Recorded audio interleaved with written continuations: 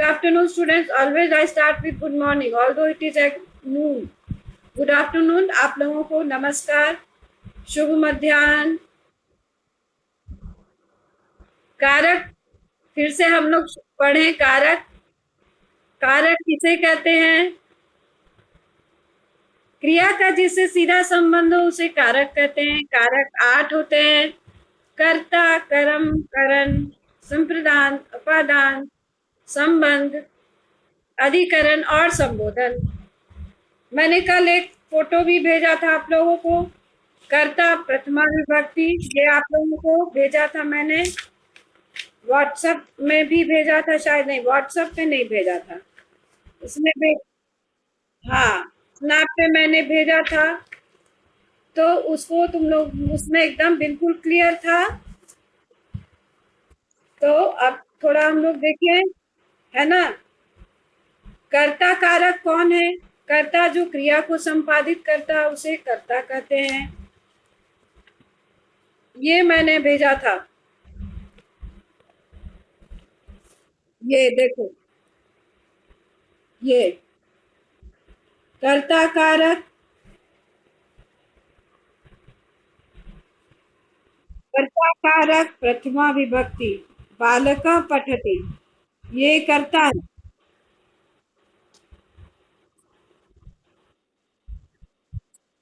ये मेरे पास बहुत पहले ये किताब चलती थी डीएवी में ही 2010 में ये चलती थी, आज से 11 साल पहले ये किताब ही मेरे पास पड़ी हुई थी। तो मैंने इसे ही उठा लिया कि थोड़ा चित्र वगैरह है, इसे बच्चे अच्छे से समझेंगे। कर्ता कारक का संबंध किससे? प्रथमा विभक्ति।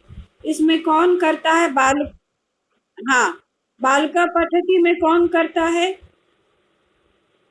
कर्ता कौन है? बालिका, क्योंकि वह क्रिया कर रहा है। बालक क्रिया कर रहा है, बालक पढ़ रहा है, तो वह हो गया कर्ता। ठीक है। दूसरा है कर्म कारक, उसका संबंध द्वितीय विभक्ति से है। बालकः भोजनम खादति, भोजनम यहाँ कर्म है।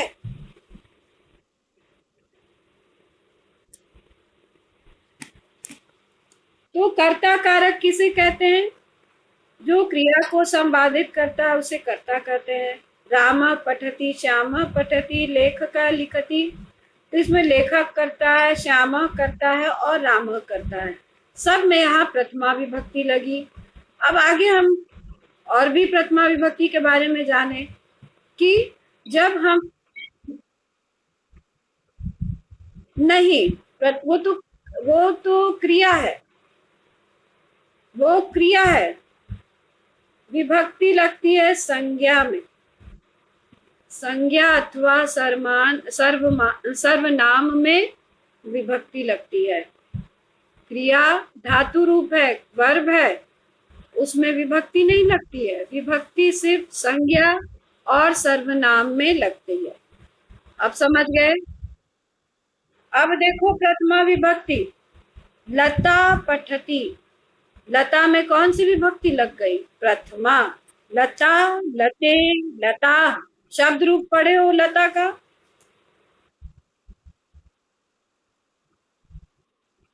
लता लते लताः, लतां लते लताः, लतया लताभ्यां लताभि, लतायै लताभ्यां लताभ्यः, लतायाः लताभ्यां लताभ्यः, लताया लतयोः लतानां, लतायां लतयोः लतासु। तो लता में यहाँ प्रथमा विभक्ति लगी क्योंकि वह करता है। लता पठति, लता में प्रथमा विभक्ति लगी। श्यामः गच्छति, श्यामः में प्रथमा विभक्ति लगी क्योंकि श्याम जा रहा है, श्याम क्रिया कर रहा है। तो ये हो गया कर्ता कारक, कर्ता में प्रथमा विभक्ति। जब हम कोई नाम बताते हैं, किसी का नाम बताते हैं, तो उसमें उस नाम बताने में भी प्रथमा विभक्ति का ही प्रयोग होता है। नाम बताने में भी प्रथमा विभक्ति का प्रयोग होता है। जैसे एषः गज, गज शब्द राम की तरह चलेगा, राम। एषः श्यामः, एषा लता, एषा सरिता, एषा छाया। एषः काकः। नहीं, छाया लता के समान चलेगा। आकारांत स्त्रीलिंग शब्द है। छाया, लता, वाटिका, श्यामा, सब लता के समान चलेगा क्योंकि उसके अंत में आ है। लता, श्यामा इत्यादि शब्दों के अंत में आ है और वे क्या हैं? वे हैं स्त्रीलिंग शब्द, इसलिए आकारांत स्त्रीलिंग। ठीक है, देखो आज सिर्फ 24 पार्टिसिपेंट आ रहे हैं, अभी शायद और आ जाए, भगवान करे और आए। तो लिंग की यहाँ बात नहीं हो रही, मैं बता रही हूँ कि जब कोई नाम बता रहे हैं, जब किसी का नाम बताएं तब उसमें प्रथमा विभक्ति लगी। जैसे पुष्पम, पुष्पम नपुंसक लिंग।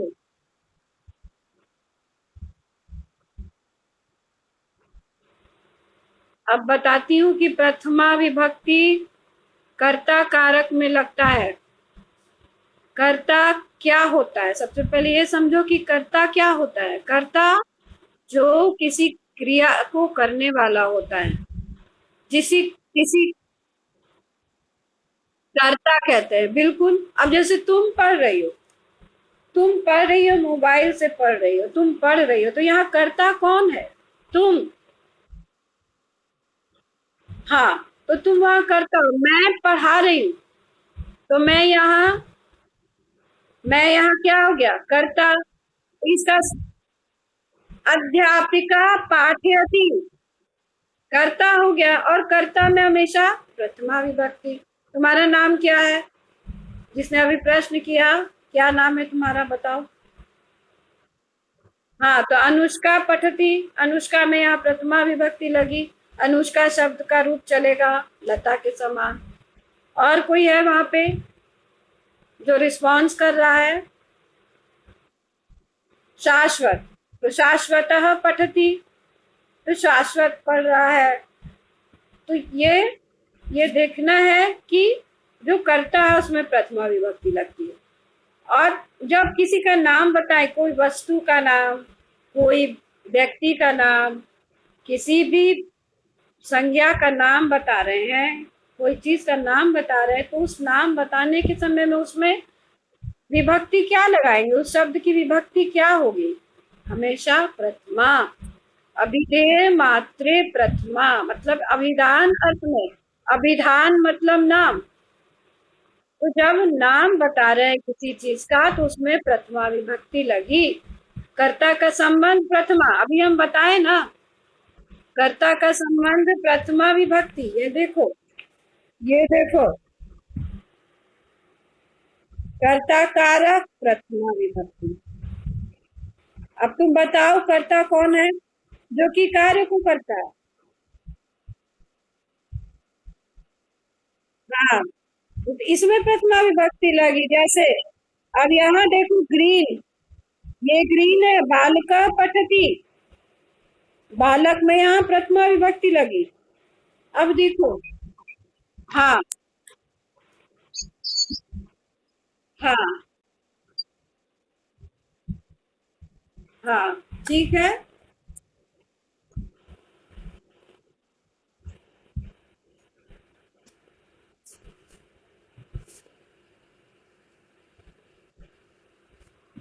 अब देखो, तो ये हम तुम लोग को बता चुके हैं। अब उसके बाद आता है कर्म कारक। कर्ता के बाद कर्म। कर्म में द्वितीया विभक्ति लगती है।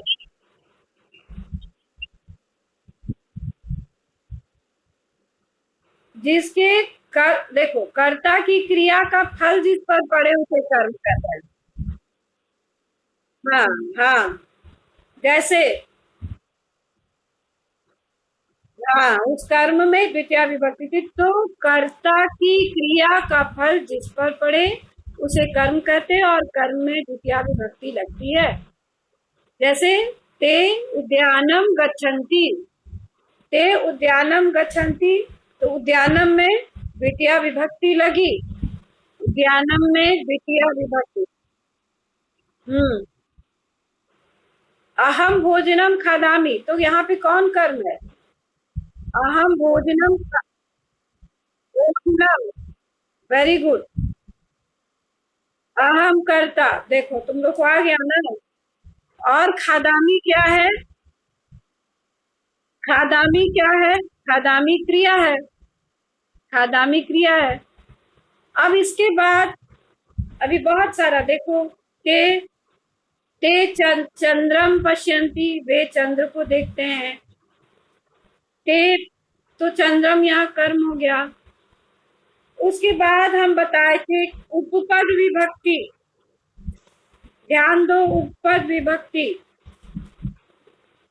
उपपद विभक्ति का अर्थ है कि जब किसी विशेष शब्द के योग में विशेष विभक्ति का प्रयोग हो तो उसे उपपद विभक्ति कहते हैं। ठीक है, जब किसी विशेष शब्द के योग में कोई विशेष विभक्ति का प्रयोग हो तो उसे उपपद विभक्ति कहते हैं। जैसे जैसे प्रति, प्रति के योग में द्वितीया विभक्ति लगी। प्रति के योग में द्वितीया विभक्ति लगती है। प्रति मतलब और, प्रति का अर्थ होता है और। जनाः ग्रामम प्रति, प्रति उपपद विभक्ति।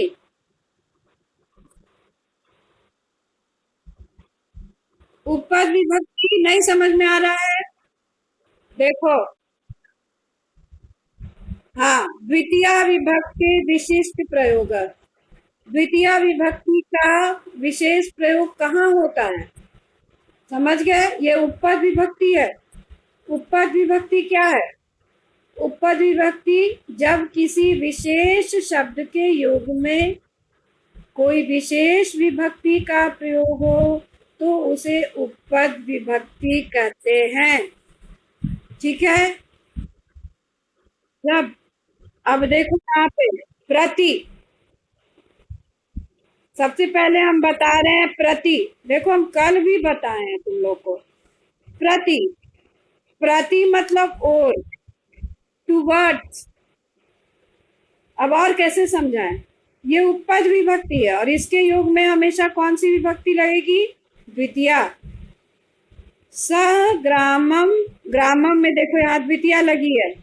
सह ग्रामम प्रति आगच्छति, वह गांव की ओर आता है।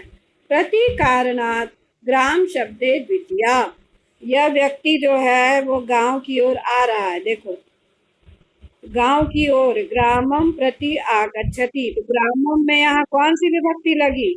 द्वितीया। हाँ, द्वितीया विभक्ति लगी। हाँ, तो ये कर्म कारक है, कर्म हो गया। ग्रामम क्या कर्म हो गया और उसमें द्वितीया विभक्ति लगी। ठीक है, अब देखो आगे, आगे देखो। धिक, कल ये हम बताए थे, धिक, धिक्कार। किसी को अगर धिक्कार किया जाए, किसी को कर्ज किया जाए, हाँ अनादर किया जाए, अनादर किया जाए तो उसमें द्वितीया विभक्ति। देखो यहाँ सेवक है, इसका अनादर किया जा रहा है, तो जिसका अनादर किया जा रहा है उसमें द्वितीया भी है। त्वाम धिक, त्वम युवाम युवम, त्वाम युवाम युष्वाम, तो यहाँ त्वाम में क्या लगा? त्वाम में, त्वाम में द्वितीया विभक्ति। त्वाम में, त्वाम धिक, तुमको धिक्कार है। उसके बाद देखो बिना, अब बिना, बिना के योग में द्वितीया। बिना मतलब विदाउट, बिना मतलब विदाउट। पुत्र पितरम बिना गच्छति, बिना के योग में द्वितीया। हाँ, बिना कारणात् पितृ शब्दे द्वितीया विभक्ति। कल हम तुम लोग को सब बताए बाबू, आज फिर हम उसको बता रहे हैं।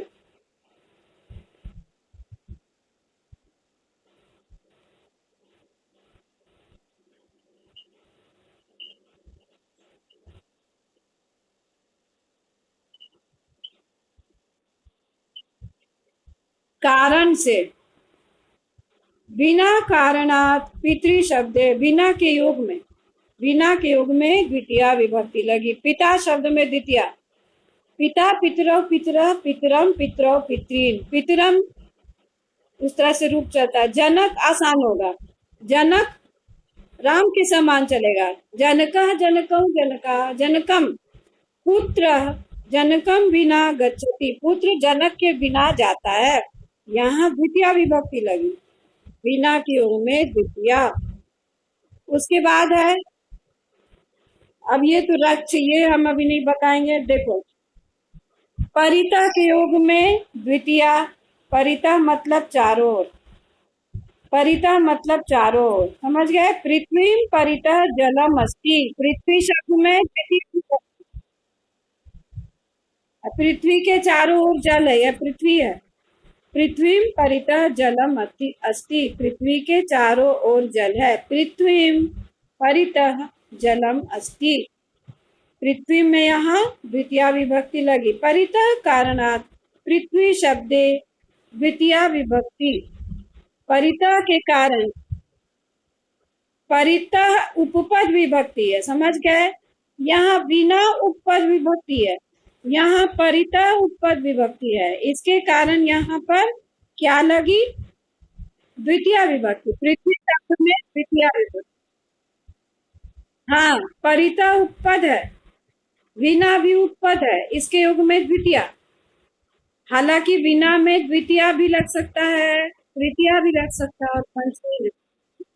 परितः है उभयतः, उभयतः मतलब दोनों, उभयतः। देखो यहाँ पर ये मार्ग है, ये मार्ग है, उभयतः मतलब दोनों ओर, उभयतः मतलब दोनों ओर, उभयतः उपपद विभक्ति है। मार्गम, मार्गम में द्वितीया विभक्ति लगी। ये रक्ष के योग में द्वितीया विभक्ति है, रक्षा, जिसकी रक्षा किया जाए उसमें द्वितीया विभक्ति है ना। अब यहाँ देखो, मार्गम उभयतः वृक्षा सन्ति, मार्ग के दोनों ओर, उभयतः मतलब दोनों ओर, उभयतः के योग में द्वितीया विभक्ति। मार्गम, मार्गम में द्वितीया विभक्ति लगी। मार्गम उभयतः वृक्षा सन्ति, मार्ग के दोनों ओर, दोनों ओर वृक्ष हैं। और देखो ये सब नहीं इतना इम्पोर्टेंट है। पितृ पितरम अनुसरति, पुत्र पिता का अनुसरण कर रहा है, इसमें है, अनुसरण मतलब पीछे चलना। देखो अब देखो यहाँ पे एक और है, मातरम पितरम अभितः बालका सन्ति, माता और पिता के दोनों ओर बालक हैं। मातरम पितरम अभितः, अभितः का भी अर्थ होता है दोनों ओर, तो अभितः कारणात् इसमें यहाँ पे क्या लगी? द्वितीया विभक्ति लगी, द्वितीया। तो अभितः भी हो गया, उभयतः भी हो गया, यहाँ परितः भी हो गया, ठीक है। अब देखो बालका नदीम क्या होगा? नद्याम तरंती, ये गलत लिखा हुआ है यहाँ पे। अच्छा अब देखो करण कारक, करण कारक तृतीया विभक्ति, करण कारक, ठीक है। थोड़ा करण कारक बता दे। करण कारक, करण कारक किसे कहते हैं? जब तुम्हें क्रिया करने में जो सहायक हो उसे करण कहते हैं। जैसे तुम्हें अभी मोबाइल पढ़ने में सहायक हो रहा है, तो मोबाइल क्या हो गया? करण हो गया। मोबाइल इति यंत्रेण अहम पठामि, ठीक है, इसे करण कारक कहते हैं। करण कारक वही है जो क्रिया करने में सहायक होता है, जो क्रिया करने में सहायक हो उसे करण कहते हैं। और करण में तृतीया विभक्ति लगती है। जैसे मैं बस से विद्यालय जाता हूँ, तो इसमें करण कौन हो गया? बस हो गया करण, क्योंकि